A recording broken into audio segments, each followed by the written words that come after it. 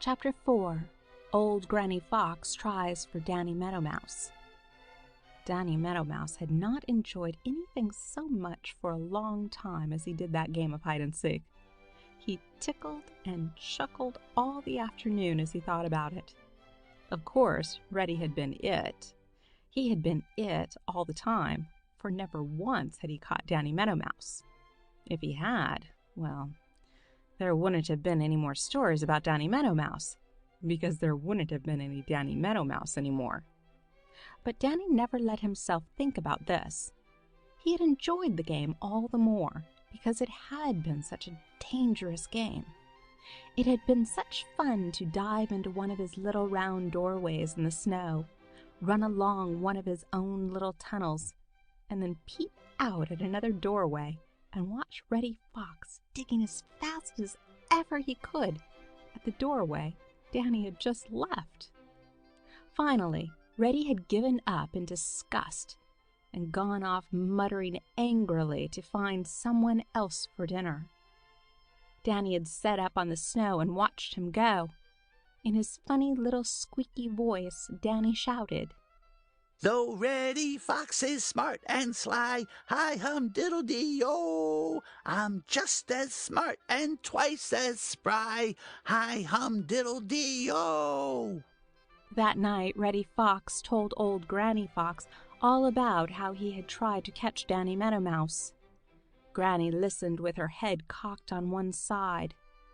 When Reddy told how fat Danny Meadow Mouse was, her mouth watered. You see, now that snow covered the Green Meadows and the Green Forest, Granny and Reddy Fox had hard work to get enough to eat, and they were hungry most of the time. "I'll go with you down on the meadows tomorrow morning, and then we'll see if Danny Meadow Mouse is as smart as he thinks he is," said Granny Fox. So, bright and early the next morning, old Granny Fox and Reddy Fox went down on the meadows where Danny Meadow Mouse lives. Danny had felt in his bones that Reddy would come back, so he was watching, and he saw them as soon as they came out of the Green Forest. When he saw old Granny Fox, Danny's heart beat a little faster than before, for he knew that Granny Fox is very smart and very wise, and has learned most of the tricks of all the other little meadow and forest people. "This is going to be a more exciting game than the other," said Danny to himself, and scurried down out of sight to see that all his little tunnels were clear so that he could run fast through them if he had to.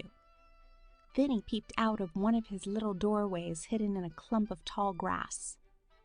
Old Granny Fox set Reddy to hunting for Danny's little round doorways, and as fast as he could find them, Granny came up and sniffed at each. She knew that she could tell by the smell which one he had been at last. Finally, she came straight towards the tall bunch of grass. Danny ducked down and scurried along one of his little tunnels. He heard Granny Fox sniff at the doorway he had just left. Suddenly, something plunged down through the snow right at his very heels. Danny didn't have to look to know that it was Granny Fox herself, and he squeaked with fright.